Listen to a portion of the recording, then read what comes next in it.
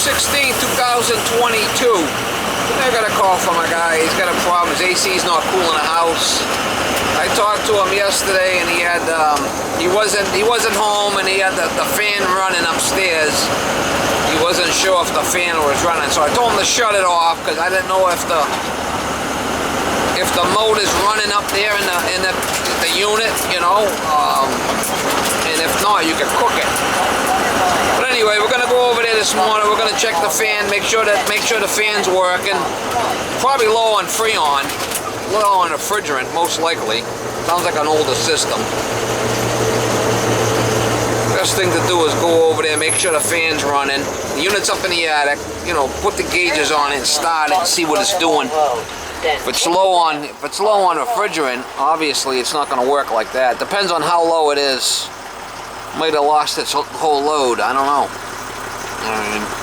You don't want to spend a lot of time and money on these systems if they're completely out of Freon, right? So sometimes you climb up in the attic and check the fan and the capacitor, and then you go and do all that, get that all straightened out, and then you go out and check the charge, and the thing's completely out of gas.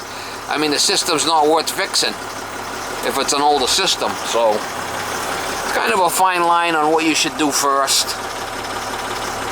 But anyway, we're gonna go over there and see if we can help this cat out. Could be a bad capacitor outside. You know, everybody's a know-it-all. Oh, I wouldn't do this, I wouldn't do that, I would do this. Yeah.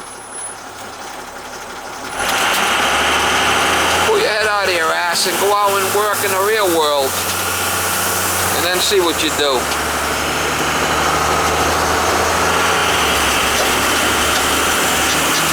$6.99 for diesel. Yeehaw!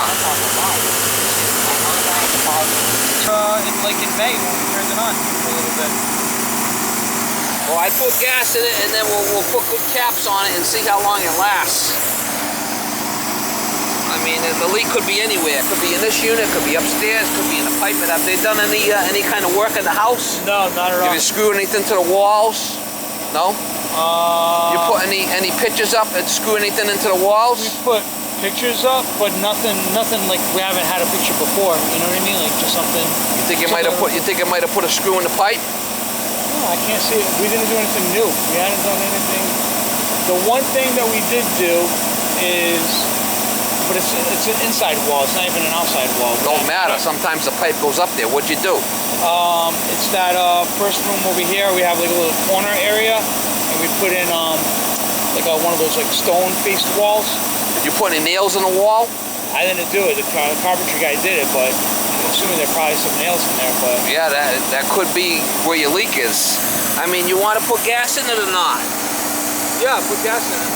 See? Can I go this way, or I gotta go through the house? No, you can go this way. All right, so we're at 36. We're gonna put some in there, and we'll bring it up to speed a little bit here. Yeah, I've seen them. They come with these long nail hammer guns. They're like 2-inch long nails. So if they put any kind of baseboard in or anything like that, and they put that, and you've got the pipes running in the wall there, they could put a nail right into that copper pipe. And then it's like you're looking all over for it, and it's in the flipping wall. That's why I asked you if they did any remodeling. I've seen this before. And it could be pulling your hair out, you know, checking for leaks, and it's in the flipping wall. You're not going to find it, right? So what's the way to fix that? The proper way to find, this is an older system, but the proper way to find the leaks is you disconnect the line set, you disconnect the unit upstairs in this, and you test each individual part. Like you check the line set, you check the evaporator upstairs, and you check the condenser. That's the best way. Then you know where the leak is. Well, once the leak's found, then what if it depends on how bad it is. You just have to reroute the pipe, is that what it is? Well, if there's a hole in the pipe from a nail, you would have to either open up the wall and fix that, or reroute it, run the pipe. We don't know where it is. A lot of times, a house like this, they run up in the middle of the house when they do that. They do the job. They run the piping up the middle of the house. So it's in the walls, and you don't know where it is. You come along, do a remodel job, right? Put nails in everywhere. They're not thinking about that. If you hit a water pipe, you'll notice a flood. Yeah. You know, a lot of times it'll take like a month before the nail rots out before it leaks. I've seen that before, yeah.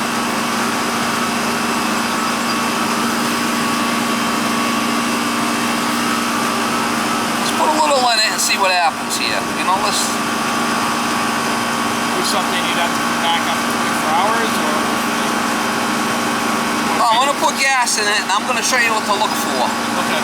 And if you find that it's not working, you know, you could shut it off. You can pull the disconnect over there, or just leave it off upstairs. Let's just get it up to the speed here.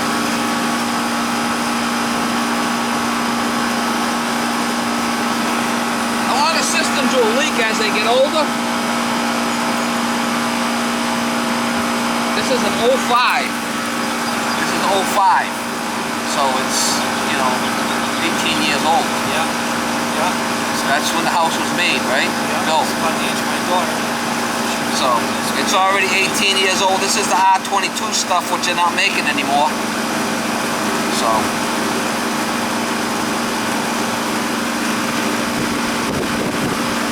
There's a lot of things you got to take into consideration. I mean, it's an older system. You don't want to start spending a lot of money. Say it needs an evaporator upstairs. It's already 18 years old. You start spending good money into an evaporator when you should replace the whole equipment. You know? Yeah. You gotta weigh the good and the bad. Right. You got an old car. No sense in having. If you got an old car, are you gonna put a new motor and transmission in the car, or are you just gonna get another car? Right. You know? Yeah.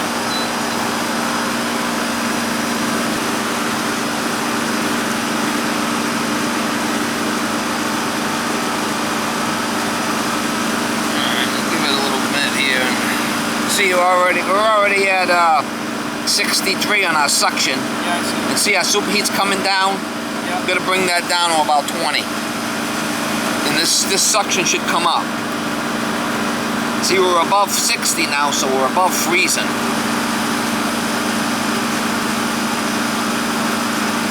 We were in the 30s before, remember? Right.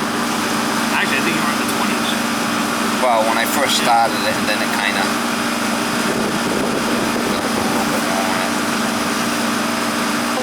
It could be in the evaporator. Most likely it's in the evaporator. So I'm assuming we were looking But at... what I'm saying is, you've already got an 18-year-old system here. And it's an R22 system. It's already getting to the point where... It might need to be replaced. Yeah, I don't see a problem putting gas in it, and then let's see if it lasts for a year or so. Maybe you do it for a couple of years, but you're going to have to replace the equipment sooner or later here, you know? Know what I'm saying? Yeah.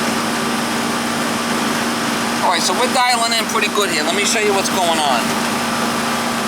Alright, so we're above 60 with our suction, which is good, okay? Yeah. Our subcooling is about 13, which is good.